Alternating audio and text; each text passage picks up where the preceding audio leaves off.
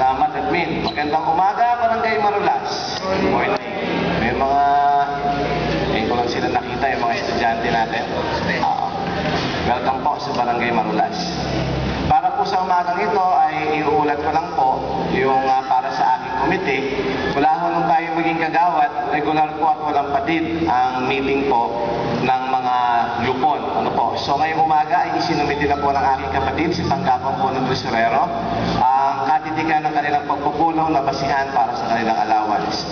Ikinalulugod ko rin pong ibalita na ang mga purok leaders, isa po sa kanila ay nakaka-flatter po sapagkat sabi nga nila, kung dati sa pila ay parang nagkakahiyaan silang magbatian, ngayon po dahil sila po ay regular na po nagkakaroon ng pagpupulong, regular na rin po silang nagkakausap.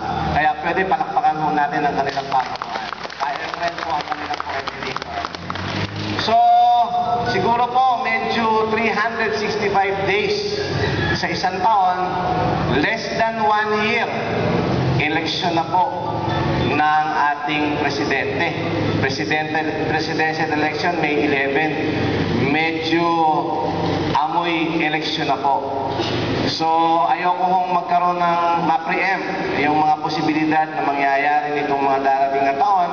Subalit, kagaya nga po na sinabi ko, masyado pa pong maaga ka. No, ang sabi mo ng ating kapitan, maglingkod po muna tayo, wag ho muna tayong mamulitika. Hanggang Nobyembre pa po ay meron po tayong pagkakataon upang alamin at kilalanin kung sino po ang ating pong mga susunod na magiging pamunuan sa ating bansa, sa ating lokal na pamahalaan. Hindi po kasama doon ng barangay. Magandang umaga po sa inyo.